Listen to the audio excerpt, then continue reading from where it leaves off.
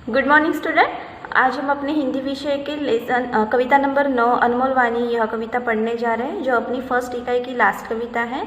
ये होने के बाद अपना फर्स्ट टर्म वाला पोर्शन खत्म हो जाएगा। ओके, तो 9 लेसन नंबर 9 अनमोल वाणी।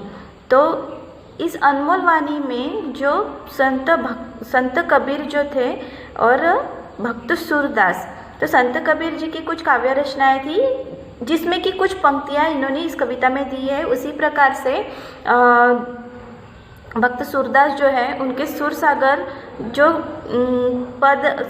जो काव्य रचना है उसमें से कुछ पद हमें यहाँ पर दिए गए हैं जो हमें पढ़ना है। तो सबसे पहले हम लोग अपने संत कबीर जी और भक्त सूरदास जी का परिचय देख लेते हैं। ठीक है, तो संत कबीर जी का परिचय है, उनका जन्म हुआ है लगभग 1398 उत्तर प्रदेश में, मृत्यु लगभग 1518 में उत्तर प्रदेश में हुआ था। उनका परिचय है भक्तकालीन निर्गुण काव्य धारा के संत कवि कबीर मानवता एवं समता के प्रबल समर्थक थे। मीन्स उन्होंने जो काव्य रचनाएं की थी वो एक मानव जाति का जो व्यवहार होता है, दूसरों के प्रति जो व्यवहार होता है, उसके ऊपर उन्होंने काव्य रचनाएं की थी। उनकी प्रमुख कृतियां है कुछ साखी, सबद, रमैनी, इन तीनों का संग्रह बीजक नामक ग्रंथ में किया गया है। मीन्स साखी, सबद और रमैनी ये तीनों जो संग्रह है ये एक बीजक नामक ग्रंथ में दी गई है, जिसके कुछ पद हमें इस कविता में पढ़ने के लिए आए हैं। उसी प्रकार भक्त सूरदास जी का जन्म हुआ है लगभग 1418 में आगरा में उत्तर प्रदेश में हुआ है। मृत्यु 1563 से 1591 के बीच में, कंफर्म नहीं है उनका डेथ वाला डे। तो उनका परिचय है सूरदास जी वात्सल्य रस के सम्राट माने जाते हैं। मीन्स ममता, प्रेम है ना, इसके ऊपर उन्होंने काव्य रचनाएं बहुत की है, उसके सम्राट वो माने जाते हैं। उनका नाम कृष्ण भक्ति द्वारा को प्रवाहित करने वाले कवियों में सर्वोपरि है। मीन्स जो कृष्ण भक्त है, कृष्ण भक्त कौन कौन दिए गए हैं, जैसे मीराबाई है, भक्त सूरदास है, ये जो कुछ प्रमुख कवि जो आए हैं अपने जीवन में, उन्होंने कृष्ण जी के ऊपर, श्री कृष्ण के ऊपर बहुत सारी कविताएं की है, या मीन्स उनके ऊपर बहुत सारी चीज़ें उन्होंने लिखी रखी है ना। उनकी कुछ प्रमुख कृतियां हैं सुरसागर, अभी जो हमें यहाँ पर जो पद दिए गए हैं वो सुरसागर के ही हैं।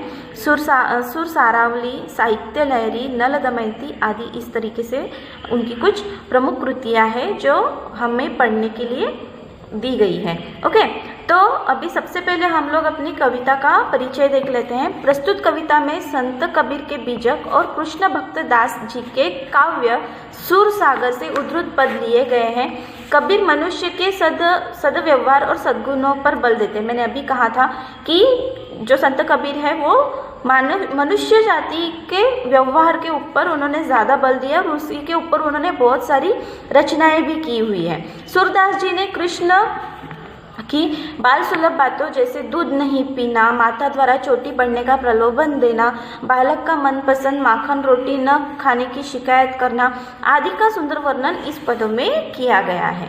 तो सबसे पहले हम लोग देख लेते हैं कि पढ़ लेते हैं। जैसा भोजन खाइए तैसा ही मन होए, जैसा पानी पीजिए तैसी बानी होए, ऐसी बानी बोलिए मन का आपा खोए, और न को शीतल करे आपो शीतल होए।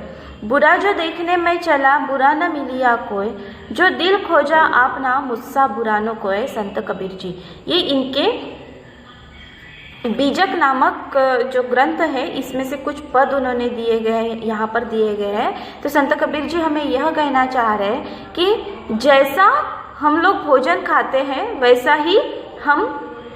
ही हमारा मन होता है, और जैसा पानी पीते हैं तैसी हमारी बानी हो जाती है। मीन्स देखो, कबीर जी कहते हैं जैसा हम भोजन करेंगे वैसा ही हमारा मन हो जाता है। हम बहुत ज़्यादा देखो अपने शरीर को लाभदायक भोजन खाने के लिए, है ना, अपने शरीर के लिए पोषक ऐसा भोजन हम लोग हमेशा खाते हैं, लेकिन हम जो भोजन खाते हैं उससे हमारा मन भी परिवर्तित होता है, हमारे मन के ऊपर भी बहुत इफेक्ट होता है। आया समझ में? तो संत कबीर जी यह कहना चाहते कि वैसे ही हमारी मीन्स जैसे हम लोग शुद्ध, सात्विक और आहार लेते हैं और पवित्र जल ग्रहण करते हैं, उसी तरह हमारा मन भी शुद्ध होता है, उसी तरह पवित्र जल की तरह हमारी वाणी भी शीतल होती है और हम अपने कहने का अर्थ है खान पान का हमारे शरीर पर बहुत प्रभाव पड़ता है। तो कबीर जी हमें यह कहना चाहते हैं, जैसे सुखी रहने के लिए, स्वस्थ रहने के लिए हम लोग जैसे अपने शरीर में खाना अत्यावश्यक होता है ना, भोजन अत्यावश्यक होता है। शरीर स्वस्थ रहता है तभी मन भी अपना स्वस्थ रहता है। जब तक हम लोग अच्छा खाना नहीं खाएंगे, अच्छा भोजन नहीं करेंगे, तब तक हमारा शरीर स्वस्थ नहीं रहेगा और शरीर स्वस्थ नहीं रहेगा तो हमारा मन भी स्वस्थ नहीं रहेगा। ठीक है, शरीर की तंदुरुस्ती भोजन पर निर्भर करती है। सही बात है, हमारी जो शरीर की तंदुरुस्ती रहती है वो भोजन पर निर्भर करती है। इस संदर्भ में महत्वपूर्ण है कि भोजन कब और कैसे करें।